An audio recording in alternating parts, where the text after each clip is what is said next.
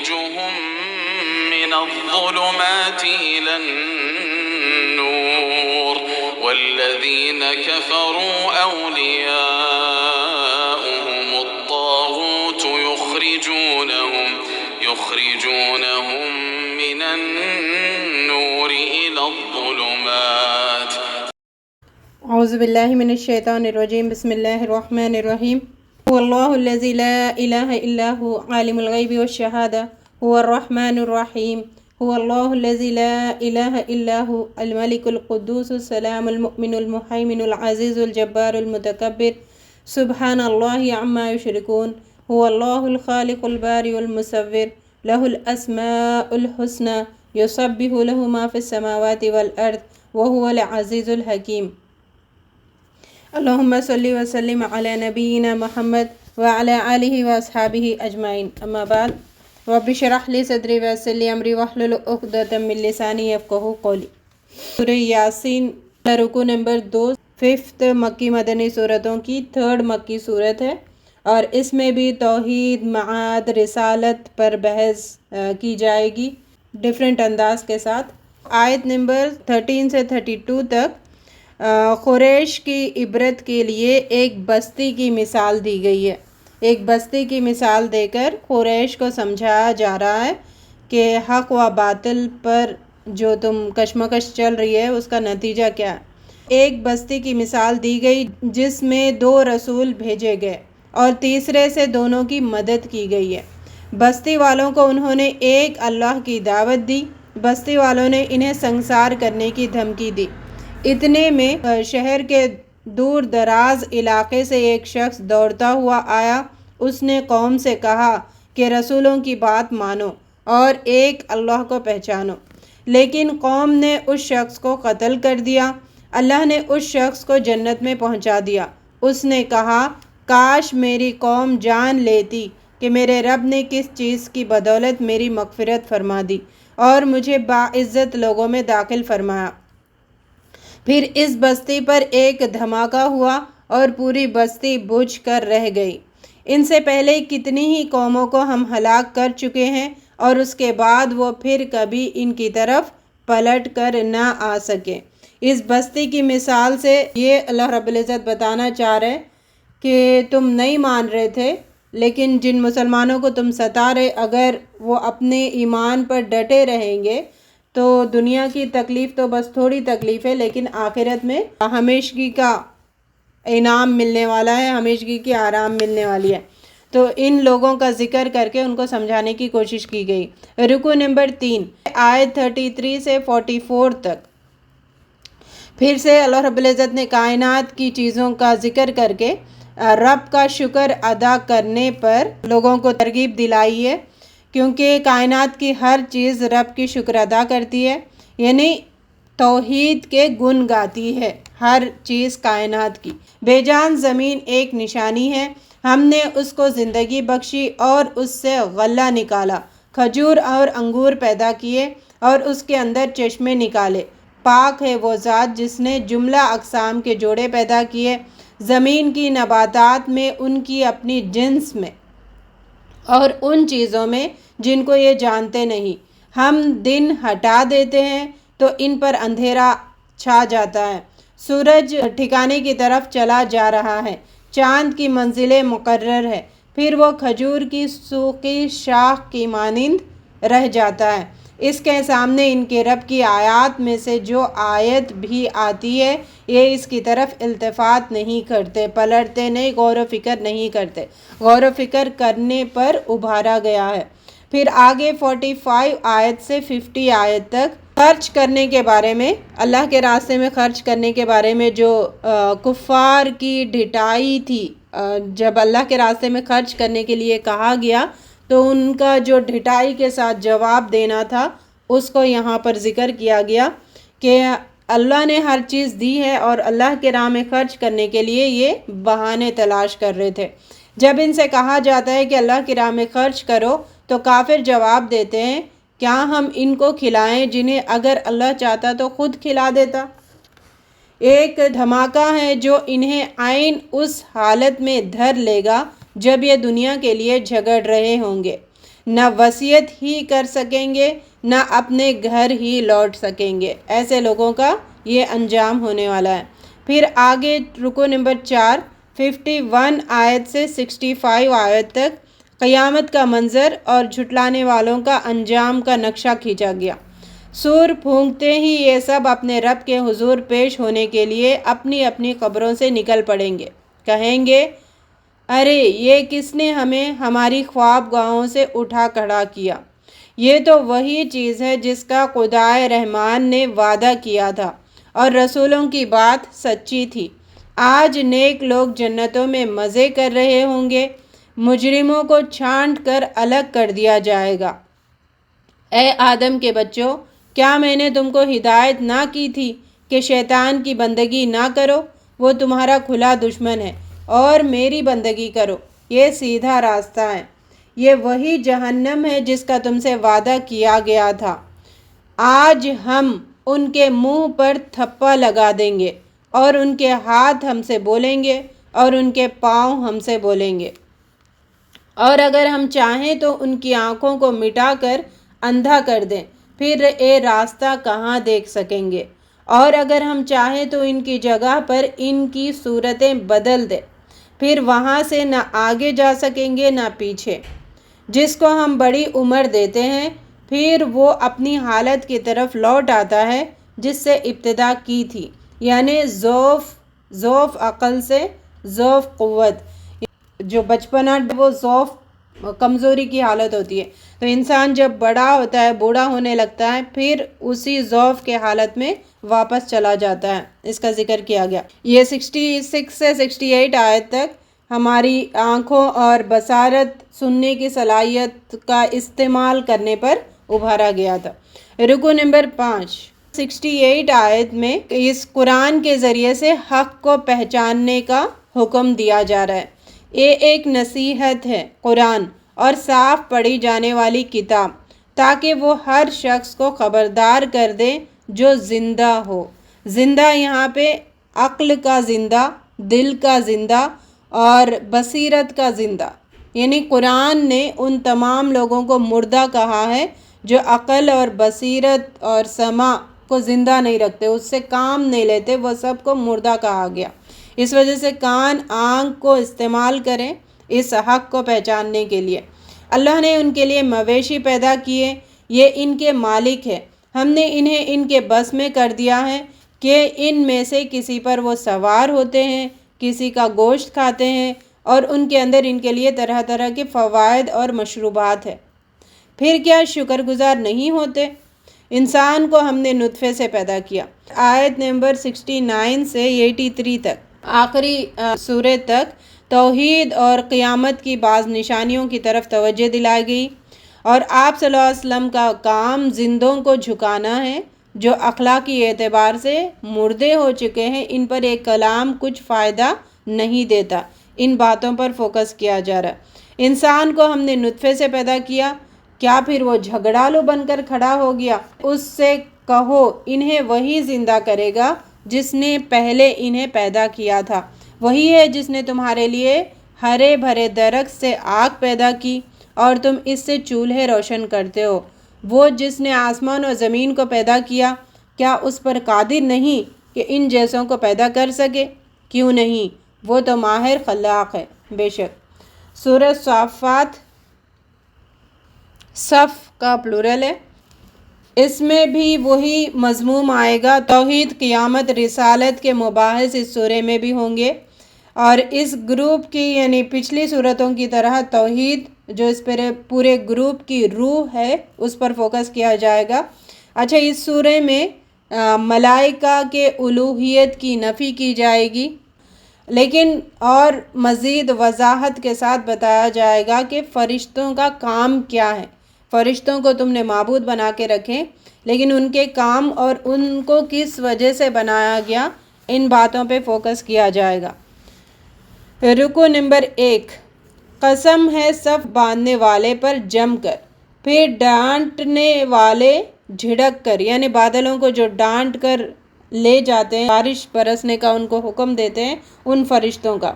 انہیں الوہیت اور ربوبیت پر مکرم فرشتوں کی قسم کھا کر یہاں پر اللہ تعالیٰ بات سمجھا رہے ہیں کہ الوہیت میں رب کا کوئی شریک نہیں ہے، اس لیے خالص اسی سے محبت کرو، صرف اسی سے ڈرو، صرف اسی کو اپنے امیدوں کا محور بناؤ اور عبادت کی تمام اقسام صرف اسی کے لیے خاص کرو۔ بے شک تمہارا معبود ایک ہی ہے، پروردگار آسمانوں اور زمین کا اور جو ان کے درمیان اور مشرقوں کے درمیان ہے۔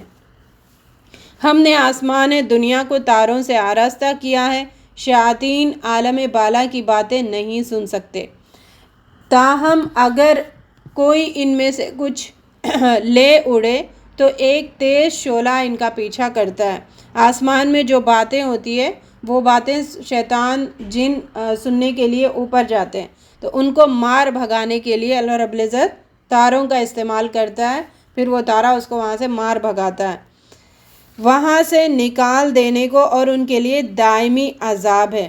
وہاں جو کوئی چوری سے جھپٹ لینا چاہے تو جلتا ہوا انگارہ ان کے پیچھے لگتا ہے۔ ہاں آپ صلی اللہ علیہ وسلم تعجب کرتے ہو کہ یہ تمسخر کرتے ہیں، جب نصیحت کی جائے تو نصیحت قبول نہیں کرتے۔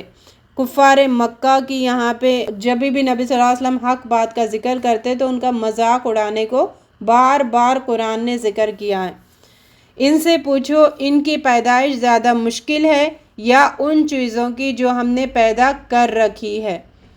انہیں سمجھایا جاتا ہے تو سمجھ کر نہیں دیتے، نشانیوں کو ٹھٹوں میں اڑا دیتے ہیں، پھر سے زندہ کیے جانے کا انکار کرتے ہیں۔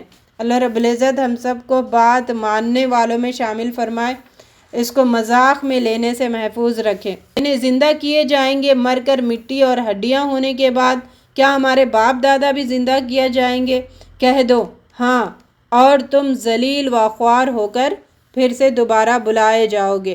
ان سے کہو بس ایک ہی جھڑکی ہوگی اور یکایک وہ اپنی آنکھوں سے وہ سب کچھ دیکھ لیں گے جس کی خبر انہیں دی جا رہی ہے، یعنی موت کی گھڑی آ گئی تو پھر یہ دنیا کی جو چیزیں ہیں، وہ دنیا میں جو چیزوں کو اللہ رب العزت نے چھپا کر رکھا ہے وہ ساری چیزیں انسان دیکھنا شروع کر دے گا، یعنی فرشتے، جن، ہر چیز جو بھی چھپی ہوئی ہے۔ اس وقت یہ کہیں گے ہائے ہماری کمبختی، یہ تو یوم الجزا ہے، یوم الدین ہے، اس دن پچھتانے سے کیا فائدہ۔ آیت نمبر 11 سے 39 تک قیامت کا مذاق اڑانے والوں کا ذکر کیا گیا۔ رکو نمبر 2، حکم ہوگا گھیر لاؤ سب ظالموں کو اور ان کے ساتھیوں کو اور ان کے معبودوں کو، پھر ان سب کو جہنم کا راستہ دکھا دو۔ اس رکو نمبر 2 میں تنبیہ کی گئی ہے اور گمراہ کرنے والے اور گمراہ ہونے والوں کا انجام یہاں پر بھی بتایا گیا۔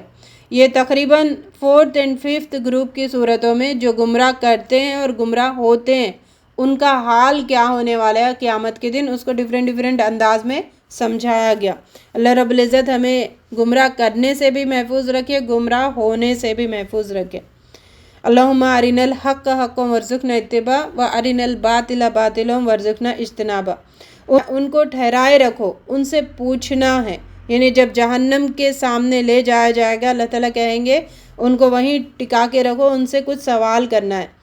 تم کو کیا ہوا ہے ایک دوسرے کی مدد نہیں کرتے؟ بلا شبہ وہ آج سر جھکائے فرما بردار ہے۔ اس دن پوچھا جائے گا دنیا میں جیسے مدد کرتے تھے نا ایک دوسرے کی گمراہ ہونے کے لیے، آج بھی مدد کرو جہنم سے بچنے کے لیے، کوئی کچھ نہیں کر سکے گا، سر جھکائے فرما بردار کی طرح اس دن کھڑا رہے گا انسان۔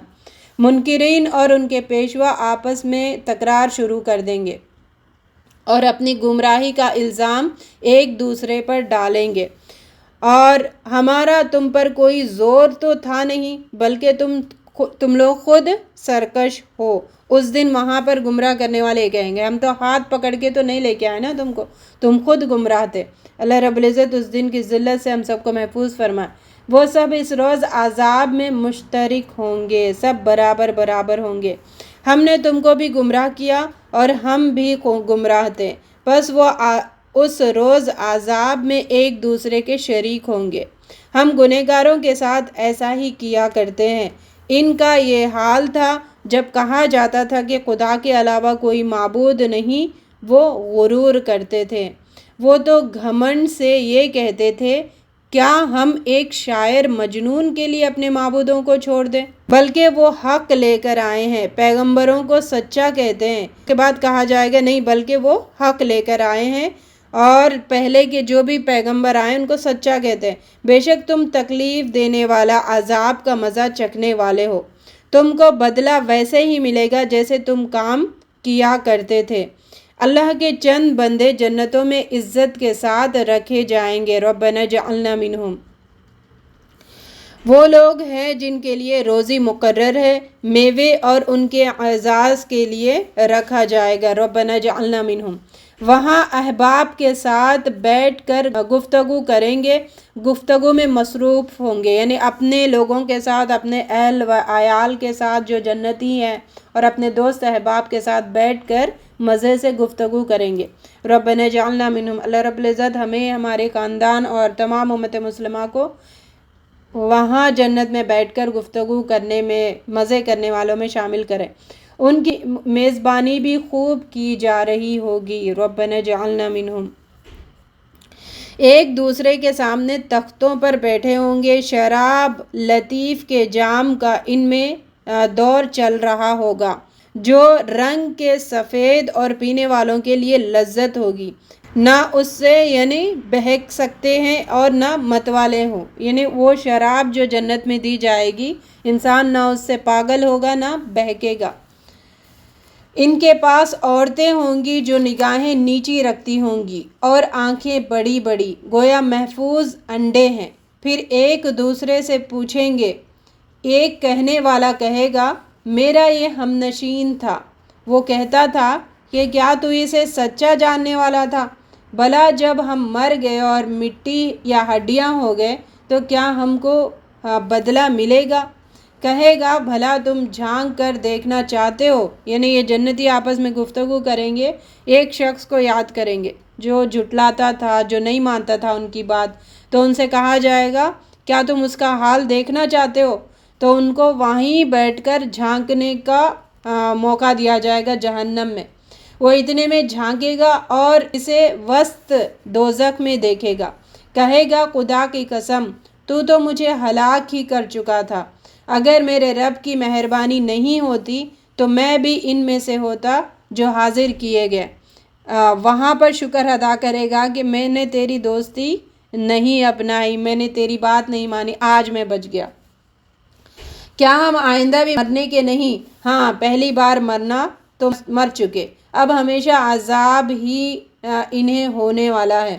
بے شک یہ ان لوگوں کے لیے جو جنتی ہیں ان لوگوں کے لیے بڑی کامیابی ہے، اور جہنم میں ڈالے گئے ان کے لیے ہمیشگی کی ذلت ہے۔ ایسی ہی نعمتوں کے لیے عمل کرنے والوں کو عمل کرنا چاہیے۔ بِمِثْلِ هَٰذَا فَلْيَعْمَلِ الْعَامِلُونَ۔ اللہ رب العزت ہمیں اچھے عمل کرنے والوں میں شامل فرمائے۔ بولو یہ ضیافت اچھی ہے یا زقوم کا درخت جو جہنم کی تہہ سے نکلتا ہے؟ اللہ رب العزت ہمیں جہنم کے آگ سے محفوظ فرمائے۔ ہم نے اس کو ظالموں کے لیے عذاب بنا کر رکھا ہے، اس کے گوشے ایسے ہوں گے جیسے شیطانوں کے سر، پھر ان کو دوزخ کی طرف لوٹایا جائے گا۔ جہنمی وہ لوگ ہیں جنہوں نے اپنے باپ دادا کو گمراہ پایا اور انہی کے نقش قدم پر دوڑتے چلے گئے۔ یہ آیت نمبر 70 بھی ہائی لائٹ کریں۔ باپ دادا جو بتا رہے اس پہ غور و فکر کرنا ہے، باپ دادا ہو یا استاد ہو یا کوئی بھی ہمیں کوئی چیز سکھاتا ہے تو غور کرنا چاہیے کہ آیا یہ صحیح کہہ رہے کہ نہیں کہہ رہے، ورنہ وبال ہوگا، ان کے ساتھ سب مل کے جہنم میں اکٹھا ہوں گے۔ وہاں پر لڑنے جھگڑنے کا کوئی فائدہ نہیں ہوگا، سب کو برابر کا بدلہ دیا جائے گا۔ اللہ رب العزت ہمیں اپنے آنکھ، کان، ناک کو صحیح استعمال کرنے والوں میں شامل کرے۔ پھر آگے 71 آیت سے 148 پچھلی قوموں کا ذکر کر کے تاریخی شہادت دی جا رہی ہے کہ دیکھو انہوں نے بھی نہیں مانا تو کیا انجام ہوا، ان کے نبی نے بھی کس کی دعوت دیتے گئے۔ یہاں پہ نوح علیہ السلام کا ذکر آئے گا، موسیٰ علیہ السلام کا ذکر آئے گا۔ رکو نمبر 3، نوح علیہ السلام نے جب ہم کو پکارا تھا تو دیکھو ہم کیسے اچھے جواب دینے والے تھے، ہم نے اس کو اور اس کے گھر والوں کو کرب عظیم سے بچا لیا، بعد والوں میں اس کی تعریف و توصیف چھوڑ دی۔ ابراہیم علیہ السلام اپنے رب کی طرف سے قلب سلیم لے کر آیا، یعنی جنہوں نے رسولوں کی بات نہ مانی ان کو کیسے عذاب نے آ گھیرا، اور جنہوں نے بات مانی وہ کیسے فلاح پا گئے۔ یہ اس میں مورلس ہے، یہاں پہ جو سٹوریز ذکر کیے جائیں گے۔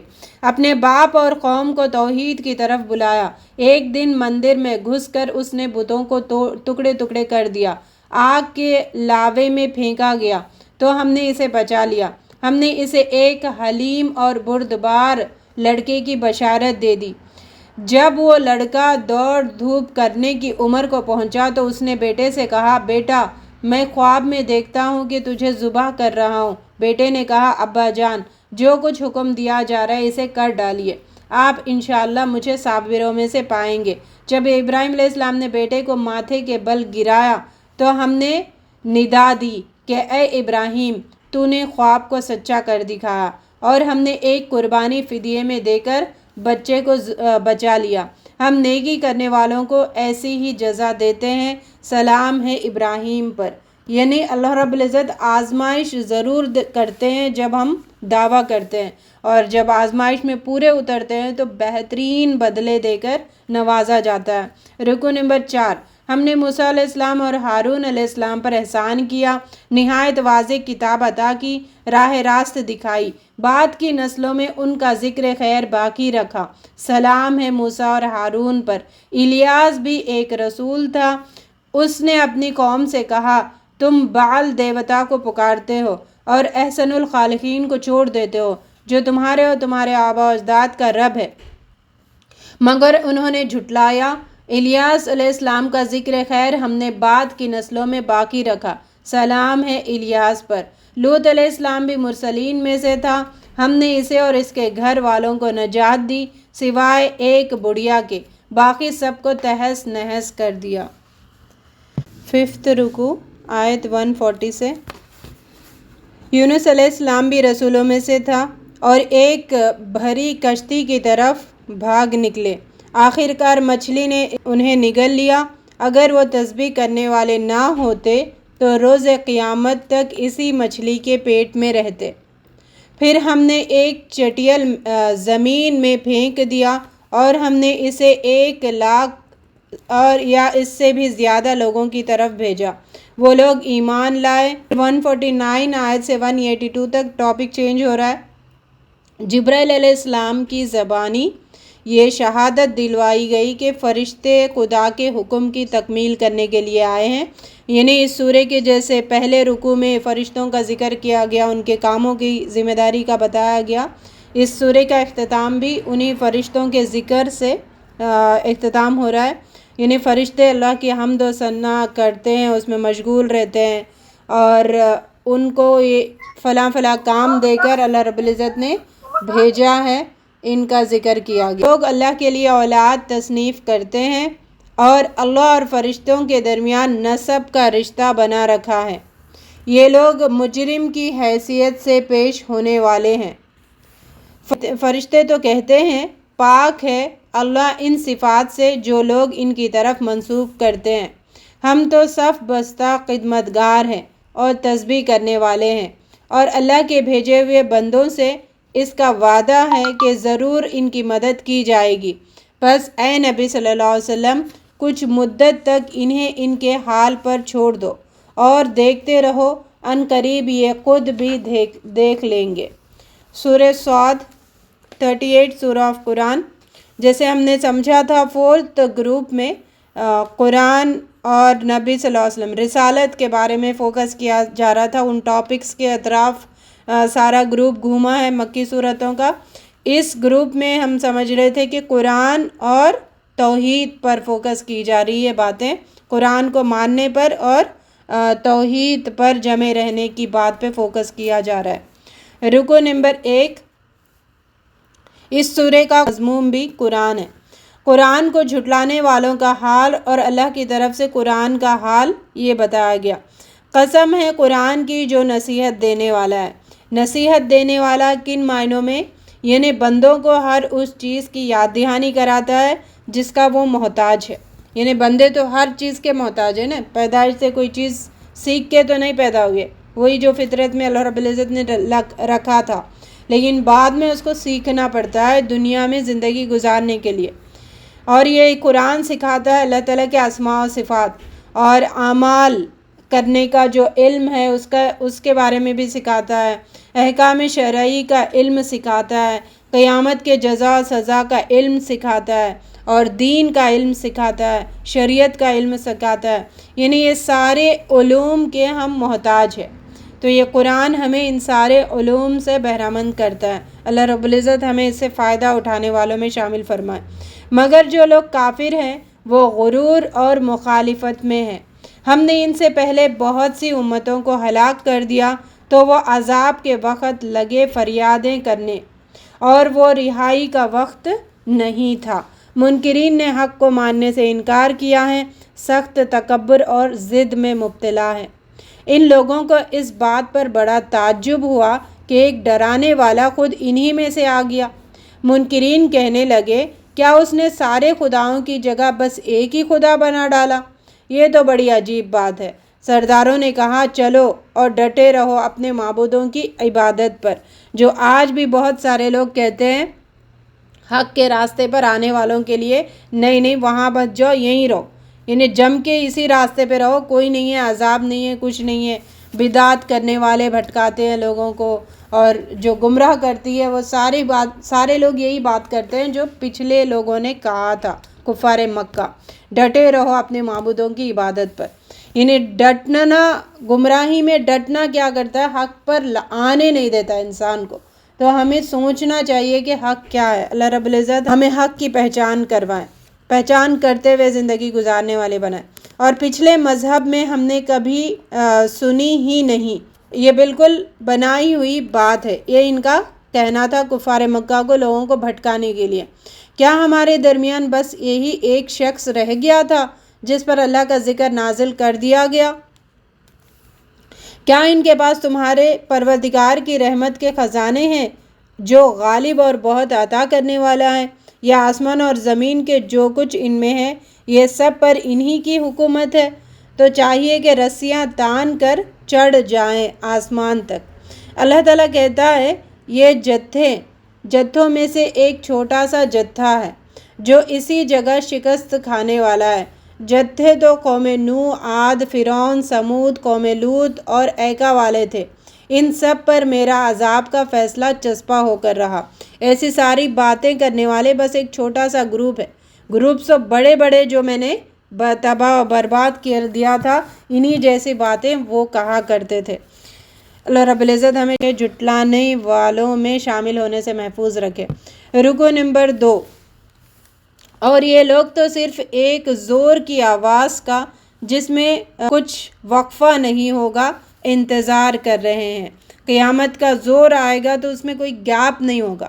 قیامت کی نشانیاں ایسے ظاہر ہوں گے جیسے موتی کی لڑی کا دھاگا ٹوٹ جاتا ہے تو موتی ایک کے بعد ایک گر جاتے ہیں، اس طرح قیامت کی نشانیاں آنا شروع ہو جاتی ہیں۔ اور کہتے ہیں کہ اے پروردگار، ہم کو ہمارا حصہ حساب کا دن سے پہلے ہی دے دے۔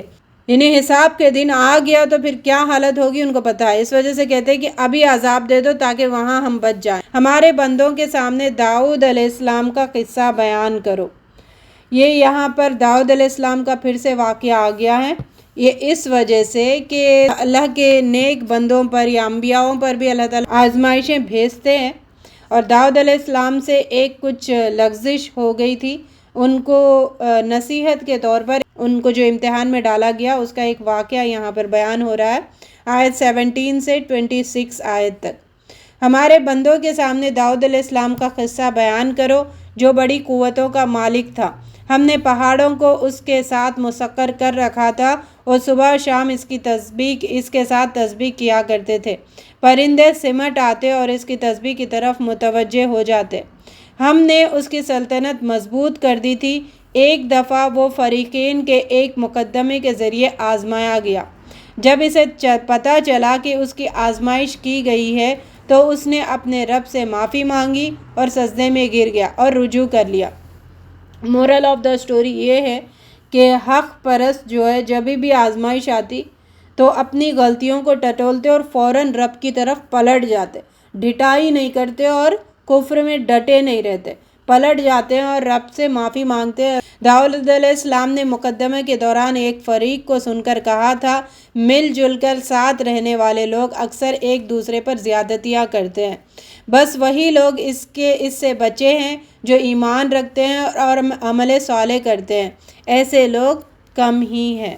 رکو نمبر 3، اس میں بتایا گیا فتنوں میں مبتلا ہونے والے خواہشات ہمیشہ ظلم اور ناانصافی کی طرف ہوتی ہے، لیکن جو خواہشات کے تابع نہیں ہوتے، حق پرست ہوتے ہیں، وہ ظلم بھی نہیں کرتے اور ناانصافی بھی نہیں کرتے، جیسے داؤد علیہ السلام نے کیا تھا۔ ہم نے آسمان اور زمین کو فضول پیدا نہیں کیا۔ کیا ہم ان لوگوں کو جو ایمان لاتے ہیں اور نیک اعمال کرتے ہیں اور ان کو جو زمین میں فساد کرنے والے ہیں یکساں کر دیں؟ کیا متقیوں کو فاجروں جیسا نہ دے؟ یہ ایک بڑی برکت والی کتاب ہے، اے نبی صلی اللہ علیہ وسلم، جو ہم نے تمہاری طرف نازل کی ہے تاکہ یہ لوگ اس کی آیات پر غور کریں اور عقل و فکر رکھنے والے سبق لیں۔ اور داؤد علیہ السلام کو ہم نے سلیمان علیہ السلام عطا کیا، بہترین بندہ، اپنے رب کی طرف رجوع کرنے والا۔ آیت 31، 32 اور 33 میں سلیمان علیہ السلام جو ان کی آزمائش کی گئی تھی ان کا ذکر کیا گیا، یعنی شام کے وقت وہ ان کے پاس گھوڑے لائے گئے تھے اور وہ ان کو دیکھنے میں، ان کی خوبصورتی کو دیکھنے میں اتنے مصروف ہو گئے کہ ان کے عبادت کا وقت یعنی عصر کا وقت سے وہ غافل ہو گئے، یہاں تک کہ دن ڈھل گیا۔ پھر ان کو اپنی غلطی پتہ چلی، ان کی غفلت پتہ چلی، پھر انہوں نے گھوڑے کو منگوایا اور تلوار لے کر ان کی ٹانگیں اور گردنوں پہ مارنے لگے۔ مطلب اس سے مورل آف دا سٹوری، حق پرست دنیا میں مشغول نہیں ہوتا ہے، وہ غافل نہیں ہوتا اللہ تعالیٰ کی عبادت سے۔ اگر غفلت ہو بھی گئی تو وہ دنیا کی چیزوں میں جس سے وہ غافل ہوا ہے ان دنیا کی چیزوں کو اپنے سے ہٹا دیتا ہے۔ جب ان کے سامنے شام کو خاصے گھوڑے پیش کیے گئے تو کہنے لگے کہ انہوں نے مجھے اپنے پروردگار کی یاد سے غافل کر دیا، مال کی محبت اختیار کی، یہاں تک کہ آفتاب پردے میں چھپ گیا۔ انہوں نے کہا ان کو میرے پاس واپس لاؤ، پھر ان کی ٹانگیں اور گردنوں پر ہاتھ پھیرنے لگے، یعنی ان کو تلوار سے مارنے لگے۔ ہم نے ان کی بھی آزمائش کی تو اس نے ہماری طرف رجوع کیا، ہم نے اس کے لیے ہوا کو مسخر کر دیا تھا اور شیاطین کو بھی، جو ہر طرح کے معمار اور غوطے خور تھے۔ یعنی قریش کو یہ بتایا جا رہا کہ تم جس دولت کے نشے میں چور ہو، حق کا انکار کر رہے ہو، تو ہمارے نیک بندے، ان کو بھی میں نے دنیا کی بڑی بڑی دولتیں دی تھی، لیکن جہاں پر یہ غافل ہوتے تھے فوراً اپنی رب کی طرف پلٹتے تھے۔ تو اے قریش کے لوگوں، اے کفار مکہ، تم کس غفلت میں اپنی زندگی گزار رہے، اور بے شک ان کے لیے ہمارے یہاں قرب اور عمدہ مقام ہے۔ چوتھا رکوع، ایوب علیہ السلام نے اپنی بیماری میں اپنے رب کو پکارا تو ہم نے اسے صحت دی اور ان کے اہل و عیال واپس کر دیے۔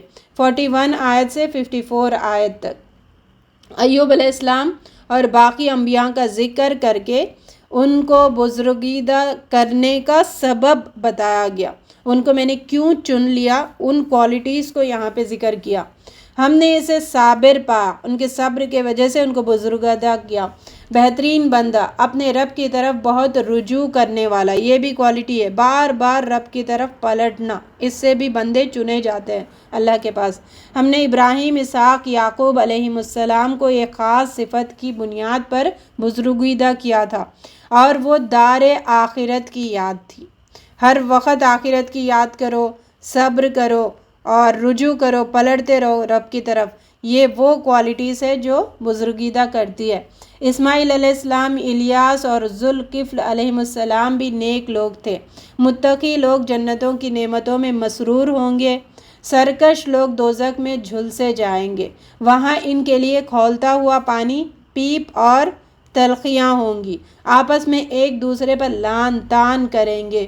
دوزخی آپس میں کہیں گے، کیا بات ہے، ہم ان لوگوں کو نہیں دیکھتے جنہیں دنیا میں ہم برا سمجھتے تھے اور یوں ہی ان کا مذاق بنا لیا تھا۔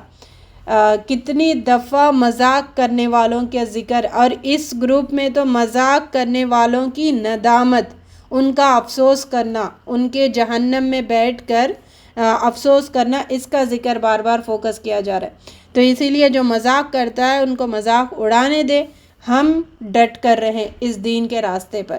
آیت 65 سے 70 تک 5th رکوع میں رب کی پہچان کرائی گئی۔ اے نبی صلی اللہ علیہ وسلم ان سے کہو میں تو بس خبردار کرنے والا ہوں، اور کوئی حقیقی معبود نہیں ہے سوائے اللہ کے جو یکتا ہے، سب پر غالب، آسمان اور زمین کا مالک اور ان ساری چیزوں کا مالک جو ان کے درمیان ہے، زبردست اور درگزر کرنے والا۔ پھر یہاں آیت 71 سے 88 تک آدم علیہ السلام کی تخلیق کا پھر سے ذکر کیا جا رہا ہے۔ آدم علیہ السلام کی تخلیق پر سب فرشتوں نے اس کو سجدہ کیا، مگر ابلیس نے گھمنڈ کیا کہ وہ آگ سے پیدا کیا گیا ہے اور آدم مٹی سے۔ پھر روز جزا تک ملعون ہو کر اللہ سے قیامت تک کی مہلت مانگی، جو کہ اسے دے دی گئی۔ اب ابلیس کا یہ مشن بن گیا کہ لوگوں کو بہکائے۔ اللہ نے فرمایا جہنم کو تجھ سے اور انسانوں میں سے تیری پیروی کرنے والوں سے بھر دوں گا۔ ربنا لا تجعلنا منہم، اللہ رب العزت ہمیں ایسے لوگوں میں شامل نہ کرے جو شیطان کے بہکاوے میں اپنی آخرت تباہ کرتے ہیں۔ سورۃ الزمر 39 سورہ آف قرآن، 5th مکی مدنی سورتوں کے گروپ کی 7ویں مکی سورت ہے۔ سورہ صاد کا جو ٹاپک اینڈ ہوا ہے اسی ٹاپک سے اس کا آغاز ہے۔ اس سورہ کا اس کو یعنی قرآن کو جھٹلانے والے بہت جلد اس صداقت کو دیکھ لیں گے، یعنی اپنی آنکھوں سے ان کا انجام وہ دیکھ لیں گے، اس کا ذکر کیا جا رہا ہے۔ اور توحید کے دلائل دیے گئے، شرک اور شرکاء کی تردید بھی کی گئی اس سورہ میں۔ قیامت کے دن مشرکین کے حشر کی تصویر کھینچی گئی، یعنی ان کو کیا کیا ہونے والا ہے ایک تصویر یہاں پہ کھینچا گیا، اور ہجرت کے آثار بھی ان صورتوں میں ظاہر ہوتے ہیں۔ رکوع نمبر 1، تنزیل الکتاب من اللہ العزیز الحکیم، اللہ کی بندگی کرو، دین کو اسی کے لیے خالص کرتے ہوئے۔ اگر اللہ کسی کو اپنا بیٹا بنانا چاہتا تو اپنی مخلوق میں سے جس کو چاہتا انتخاب کر لیتا، وہ پاک ہے۔ اللہ الواحد القہار، اسی نے آسمان زمین کو پیدا کیا، وہی رات کو دن پر لپیٹتا ہے اور دن کو رات پر، اسی نے سورج اور چاند کو بس میں کر رکھا ہے، سب ایک وقت مقرر تک چلتے رہیں گے۔ اللہ کی بندگی کرو، دین کو اسی کے لیے خالص کرتے ہوئے۔ دین خالص تو اللہ ہی کا حکم ہے، الا للہ الدین الخالص، دین کو خالص کرنے پر فوکس کیا۔ ہم نے اس کی تفسیر بھی بہت ڈیٹیل میں پڑھی ہے۔ اللہ رب العزت ہمیں دین کو اللہ کے لیے خالص کرنے والا بنائے، آمین۔ وہ لوگ جنہوں نے اللہ کے سوا دوسرے سرپرست بنا رکھے ہیں، وہ اس شرک کی توجیہ کرتے ہیں کہ ہم تو ان کی عبادت صرف اس لیے کرتے ہیں کہ وہ اللہ تک ہماری رسائی کر دیں گے۔ ان کا بہانہ یہ ہے، شرک کیوں کرتے تو وہ کہتے ہیں کہ یہ اللہ تک ہمیں پہنچانے والے ہیں۔ تو آج بھی جو لوگ کہتے ہیں تم ان کی درگاہوں پہ کیوں جاتے ہو، تو ہم تو ان کی پوجا نہیں کرتے، وہ اللہ تک ہمیں پہنچاتے ہیں۔ ہو بہو انہوں نے بھی یہی کہا تھا، آج کے مشرک بھی یہی کہتے ہیں۔ اللہ ان کے درمیان ان باتوں کا فیصلہ کر دے گا۔ اللہ اپنی مخلوق میں سے جس کو چاہتا ہے بزرگیدہ کر لیتا ہے، وہ اکیلا ہے، سب پر غالب ہے۔ اگر اللہ کسی کو اپنا بیٹا بنانا چاہتا تو اپنی مخلوق میں سے جس کو چاہتا انتخاب کر لیتا، وہ پاک ہے۔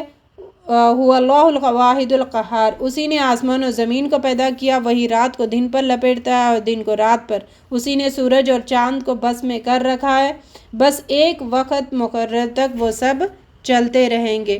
وہ تمہاری ماؤں کے پیٹوں میں 3 تاریک پردوں کے اندر تمہیں ایک کے بعد ایک شکل دیتا چلا جاتا ہے۔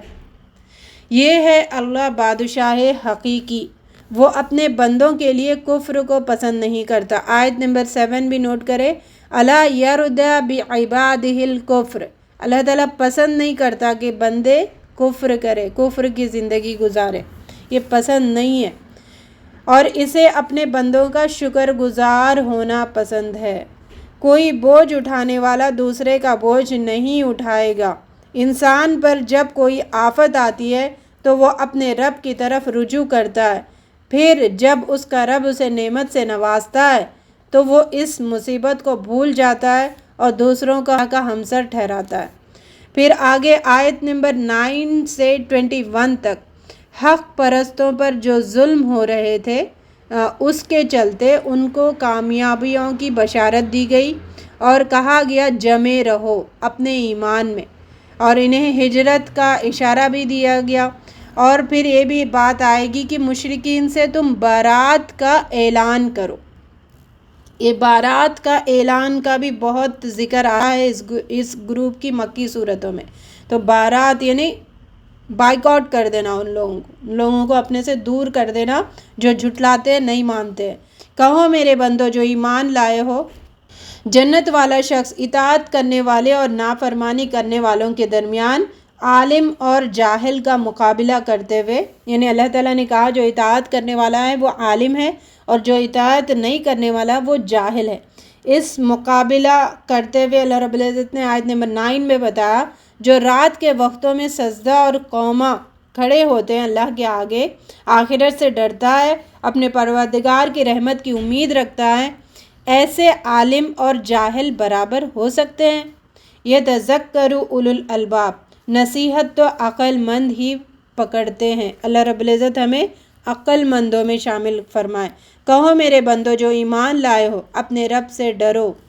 جن لوگوں نے اس دنیا میں نیک رویہ اختیار کیا ہے ان کے لیے بھلائی ہے۔ ربنا جعلنا منہم، ان سے کہو مجھے حکم دیا گیا ہے کہ دین کو اللہ کے لیے خالص کر کے اس کی بندگی کروں اور سب سے پہلے میں خود مسلم بنوں۔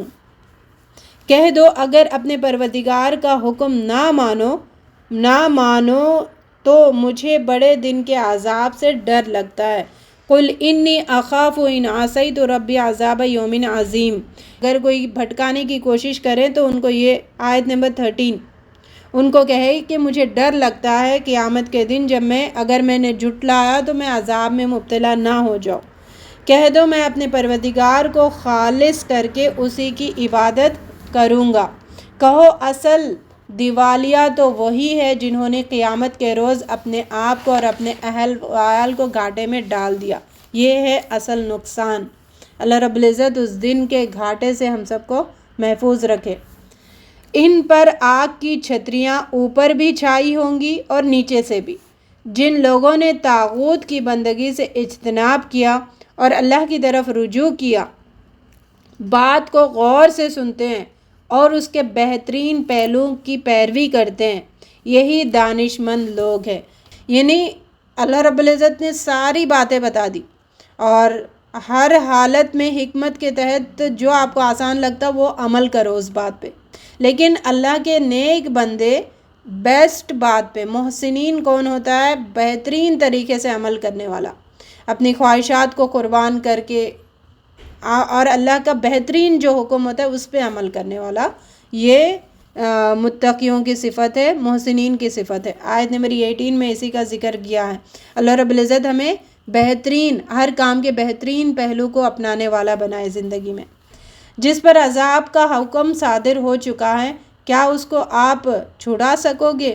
ان کے لیے بلند عمارتیں ہیں منزل پر منزل بنی ہوئی جن کے نیچے نہریں بہہ رہی ہوں گی۔ ربنا جعلنا منہم، اللہ رب العزت ہمیں ان لوگوں میں شامل فرمائے جو اللہ کے اطاعت گزار ہے۔ اللہ نے آسمان سے پانی نازل کیا، پھر زمین میں چشمے بنائے، پھر اس سے کھیتیاں اگائی جس کے مختلف رنگ ہوتے ہیں، پھر وہ خشک ہو جاتی ہے، پھر اللہ اس کو چورا چورا کر دیتا ہے۔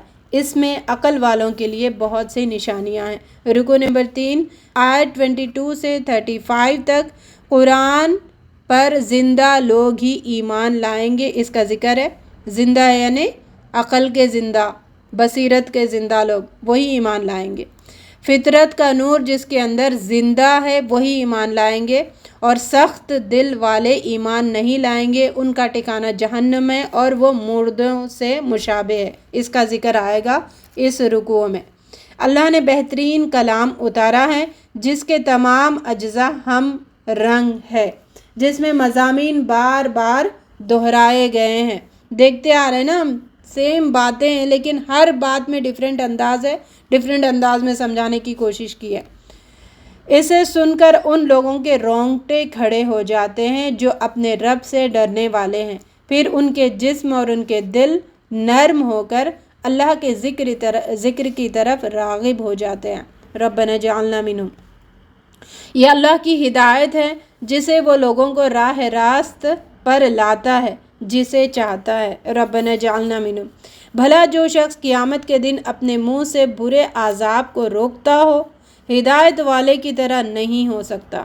ان ظالموں سے کہا جائے گا اس کا مزہ چکھو۔ جو لوگ ان سے پہلے تھے انہوں نے بھی تکذیب کی تھی تو عذاب ایسی جگہ سے آیا ان کو اس کی خبر ہی نہ ہوئی، پھر ان کو اللہ نے رسوائی کا عذاب چکھا دیا اور آخرت کا عذاب تو بہت بڑا ہے۔ کاش یہ لوگ سمجھ رکھتے۔ ہم نے اس قرآن میں لوگوں کو طرح طرح کی مثالیں دی ہیں کہ یہ ہوش میں آ جائے۔ ایسا قرآن جو عربی زبان میں ہے، جن میں کوئی ٹیڑھ نہیں ہے، تاکہ یہ برے انجام سے بچے۔ اللہ ایک مثال دیتا ہے، یہاں پہ ایک مثال بتائی گئی 29 آیت میں۔ ایک شخص تو وہ ہے جس کے مالک ہونے میں بہت سے کج خلق آقا شریک ہے جو اسے اپنی اپنی طرف کھینچتے ہیں، اور دوسرا شخص پورا کا پورا ایک ہی آقا کا غلام ہے۔